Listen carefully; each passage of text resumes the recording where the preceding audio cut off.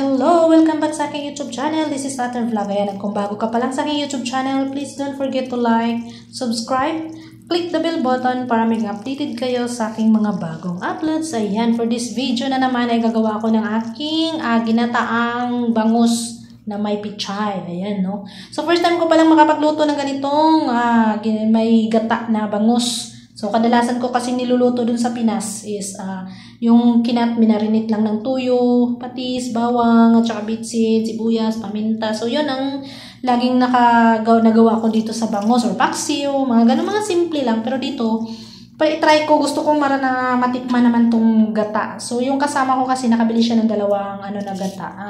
Mama, ano ba yung pangalan ng gata na yun? So, ayan, ano ba tawag nito? Hinano ko sa kanya. Sabi ko gamitin ko muna dahil hindi ako nakabili. So ayan, no, nilagay ko na yung ating bangus. Nakabili ako, nakahanap ako ng fresh na bangus. And then kinat ko lang siya ng 4. Siyempre hugasan, hindi ko na siya tinanggalan ng kaliskis kasi doon sa tindahan, doon sa groceryhan namin, pinanuhan ko sana siya ng kaliskis, kaso pinalinis ko, kaso nga lang ayun, ang daming pila. Kaya, wala. Kinuha ko na lang kasi matagalan ng kami sa pag-uwi.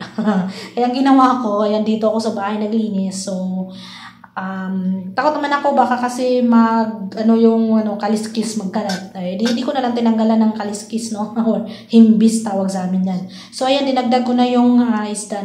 Parang nilaga ko lang siya ng mahinang apoy para lumambot yung ating mga buto ng ating isda, no? So, bago pala yan siya, para hindi pala siya mabuto-buto or maraming maliliit na buto nito. So, ang kailangan natin, hilahin natin yan siya bago natin ikakat para magkakahiwalay yung mga buto niya. Kasi ang dami niya maliliit. Pag hindi natin kasi hinila yan siya, or ano ba tawag nito, yung mula ulo, yung buntot, hilain mo siya para magkahiwalay talaga yung mga buto-buto niya. So, ayan, no, nilagayan ko lang siya ng mga spices. Meron tayong paminta, yung bitsin, asin. So, tinimplahan ko na yan siya dyan. Meron tayong green, tawag nito? Paminta, dahon ng paminta. Ayan, kukumama fresh gata pala. O, diba? So, yan yung inano ko dun sa kasamahan ko. So, yan, pinakuluan ko siya after mga 20 minutes. Ayan, no, nag-drop na yung tubig.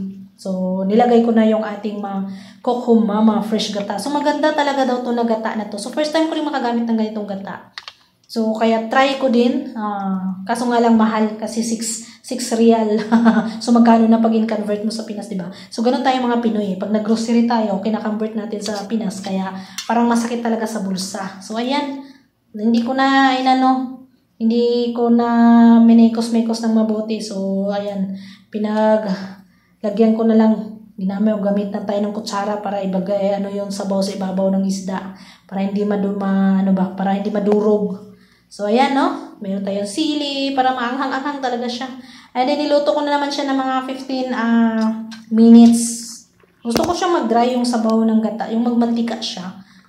So, sige. Tuloy-tuloy lang hanggang sa maluto. Malambot na talaga to siya. Gusto ko lang ma-try. So, mabilis lang talaga itong pagluto natin ng isda ngayon, bangus. So, first time ko itong matikman. Ginataang bangus na may pichay. O, diba? So, ganito talaga tayo mga ka-OFW. Diskarte lang. Kung gusto nating makakain ng masarap. So, okay kasi pag ganitong luto. Akala ko kasi matapang yung amoy. Kaya takot ako dati magluto ng isda dito sa loob ng bahay. Pero okay naman pala, hindi naman pala siya, basta wag lang talaga yung, minsan pag nagpaksiw kasi ako, yung hindi ko masyadong pinamaramihan ng suka para hindi siya masyadong matapang. Tsaka walang bawang kasi pag may bawang, sobrang tapang talaga ng amoy. Kaya mahirap din. So yan, dinagdag ko na yung ulo o yung matigas na part ng pichay. Para naman lumambot na siya. Ayan. So, parang nag-drop na yung sabaw ng yung gata natin. And parang nagmantika na din siya. So, ayan, no. Naglapot na talaga siya. So, saka natin idagdag yung dahon. No? Parang steam na lang yung gagawin natin dyan sa dahon natin. Dahon ng pichay. O yung niya, no. Yung malambot. O, ayan. So, bagsak natin. So, sobrang liit talaga ng natin. Kaha na gamit. O, di ba? So, ayan, bumagsak na siya. Tsaka, i-poach lang natin yan. Hindi natin haluin kasi baka madurog yung isda natin. Mga buto-buto na lang makain natin yan, no? Diba? So, may stock na naman ako. Siguro good for, good for 3 days. So, ganyan ako magluto dito. Hindi palaging nagluluto.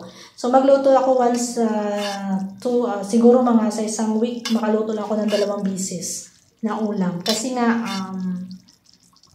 parang kasi nag-iiwas ako sa matapang na amoy.